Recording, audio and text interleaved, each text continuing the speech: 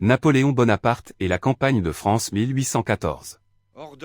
La campagne de France est la dernière phase de la guerre menée par la 6e coalition contre l'Empire français, qui se déroule de fin décembre 1813 à avril 1814, et pendant laquelle Napoléon Ier tente d'arrêter l'avancée en France des troupes de la coalition, et de conserver son trône.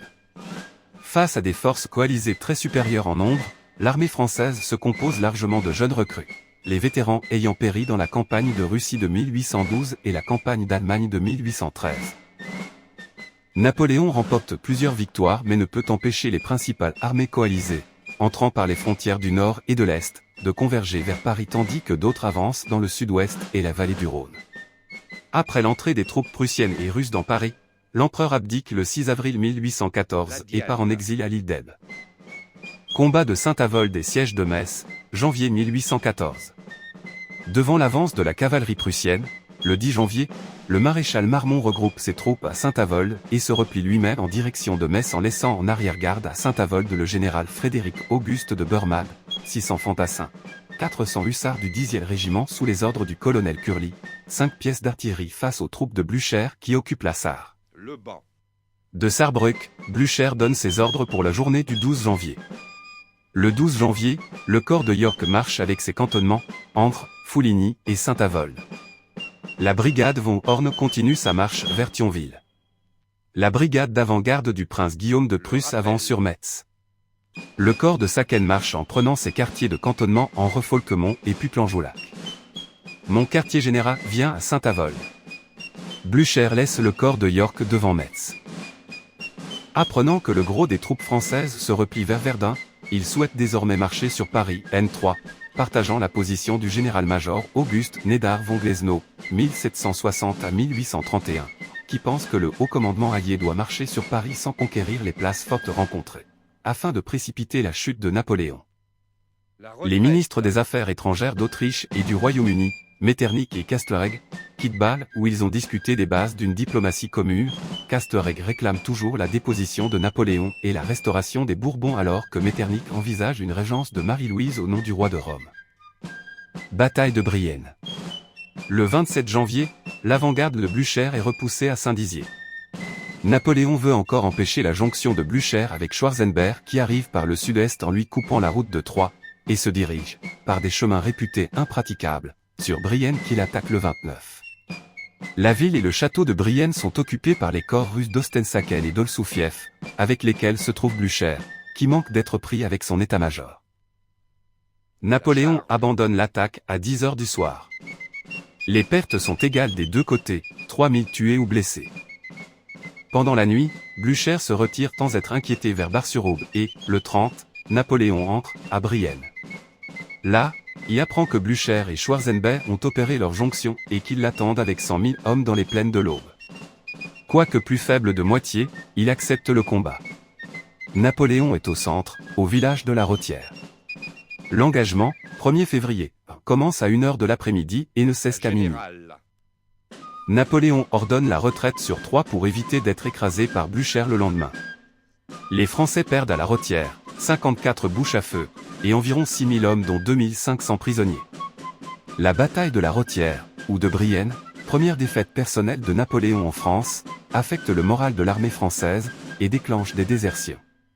Dès que Brienne est occupée, les souverains alliés se rendent au château pour organiser la suite des opérations.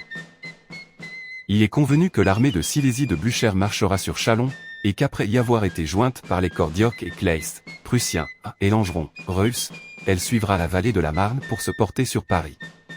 L'armée de Schwarzenberg se dirigera vers Troyes puis vers Paris par la vallée de la Seine. La bataille de Montmirail. Napoléon tente de manœuvrer et de se glisser entre les deux groupes afin d'attaquer Blücher sur son flanc. Près de Cézanne, à Champaubert, le 10 février, puis le lendemain plus au nord à Montmirail, Napoléon remporte 2 victoires qui lui ouvrent le chemin vers l'armée de Blücher. Il remporte une 3e victoire le 12 à Château-Thierry. Le 14, à Vauchamp, Napoléon remporte une victoire nette contre l'armée de Blücher, qui recule jusqu'à Châlons. Pendant ces 5 jours de combat, on estime que Napoléon cause aux Alliés la perte d'au moins 25 000 hommes, tant tués que blessés, ou faits prisonniers. Il retrouve dans ces circonstances toute l'activité et la chance de ses premiers faits d'armes en Italie. La bataille de Craonne.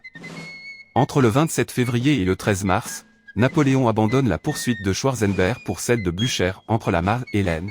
Il laisse Oudinot et MacDonald pour couvrir ses arrières face à Schwarzenberg. Blücher, qui franchit la Marne à la Ferté-sous-Jouarre le 28 février, tente de prendre à revers les maréchaux mais doit reculer pour échapper à Napoléon. Il se dirige vers Soissons pour rejoindre les deux corps d'armée détachés de l'armée du Nord, commandés par Bülow et Wintzingrode, qui le cherchent entre Soissons et Reims.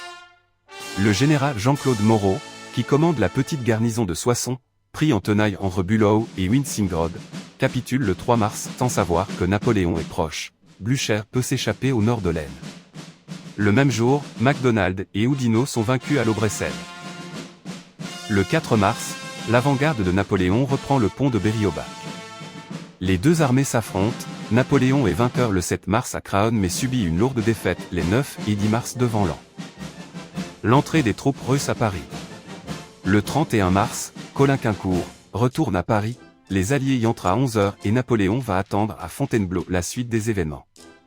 Le même jour, à Fontainebleau, les maréchaux Ney, Lefebvre, Berthier, Oudinot, Moncey et MacDonald refusent directement à Napoléon de continuer les combats. Ce dernier signe une abdication conditionnelle, sous réserve des droits de son fils et de sa femme. Cependant, Napoléon tente encore de renverser la situation. Il fait marcher une partie des troupes dont il dispose vers Paris, mais celles-ci, commandées par Marmont, se rendent aux Autrichiens. Marmont signe sa capitulation le 6 avril. Le 20 avril, les plénipotentiaires alliés chargés de l'escorter vers l'exil étant arrivés la veille, Napoléon quitte Fontainebleau, pour partir à l'île d'Elbe.